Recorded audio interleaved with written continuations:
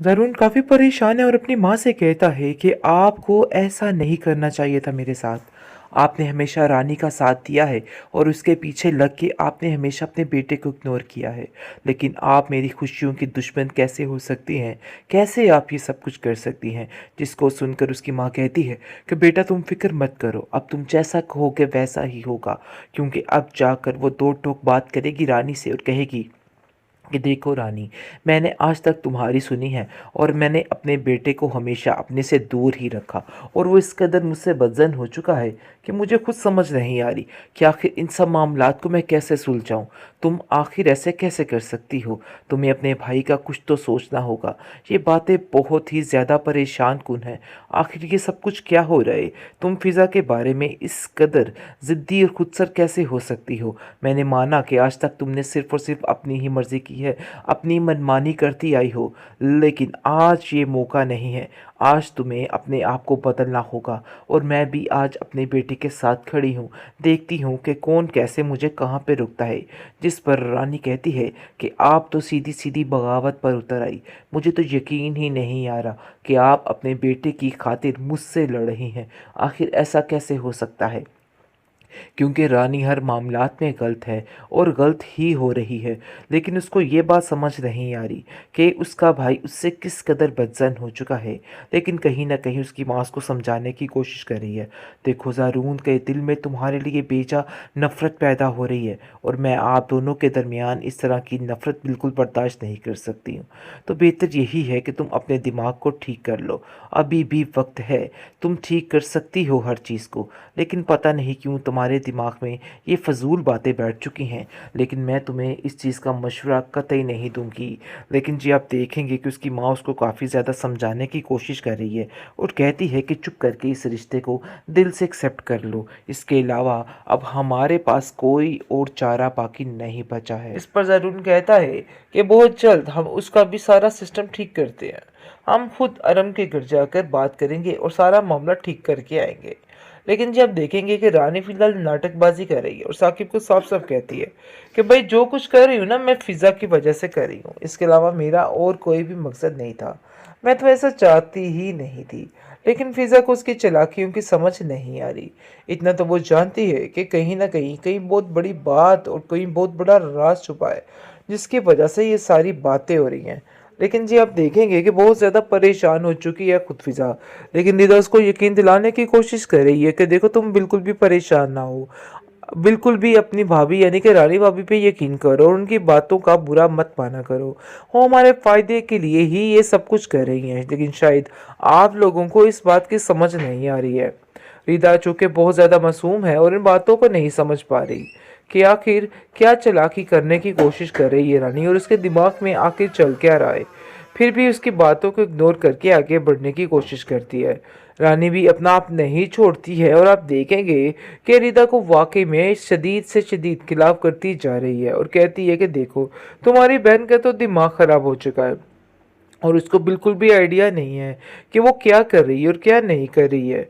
देखो तुम तो समझदार हो, तुम उसको समझाना होगा और उसे बताना होगा कि वो मेरे खिलाफ जो भी प्रोपेगेंडा कर रही है वो बिल्कुल गलत है और उसे ये सब कुछ नहीं करना चाहिए। जिस पर रिदा कहती है कि आप फिक्र मत कीजिए, मैं हर बात उसको समझाने के लिए तैयार हूँ और उसको ये सारी बातें ज़रूर समझाऊंगी। आप इस बात को लेके बिल्कुल भी परेशान मत हो और आपको फिक्र नहीं करनी है। देख लीजिएगा बहुत जल्द सब ठीक हो ही जाएगा। आखिरकार रानी इस बात के लिए मान चुकी है कि वो ज़ारून और फिज़ा की शादी करवा देगी। लेकिन इसके पीछे भी इसकी कोई बहुत गहरी चाल छुपी होगी। इस चीज़ का अंदाज़ा अभी किसी को नहीं है, क्योंकि जैसे वो रिदा के सामने बहुत अच्छी मखलूक बनने की कोशिश कर रही है और उसको बता रही है कि वो उसकी वाकई में खैर ख्वाह। असल में वो फिज़ा और रिदा को जुदा करना चाहती है और इन दोनों के दरमियान बातें बनवा कर इन दोनों का रिश्ता ख़राब करने की कोशिश कर रही है। इसके अलावा इस लड़की का कोई भी मकसद बाकी नहीं है। आप देखेंगे कि बहुत ज़्यादा परेशान हो चुका है खुद साकिब और कहता है कि आखिर ये सारे मसले क्या हैं? मुझे तो कुछ समझ नहीं आ रहा है। कभी तुम इस चीज़ के लिए राज़ी हो जाती हो और कभी तुम खुद ज़रूर उनके खिलाफ बातें करना शुरू हो जाती हो। क्या तुम मुझे सच में बता सकती हो कि आखिर तुम्हारे दिल में चल क्या रहा है? तुम फिजा और रिदा के बारे में क्या सोचना चाह रही हो? जिस पर वो कहती है कि देखो, ये हमारी बहुत बड़ी मजबूरी बन चुकी है और इस चीज़ को अब हमें समझना है। हम सिर्फ और सिर्फ मजबूरी के तहत ये सब कुछ कर रहे हैं।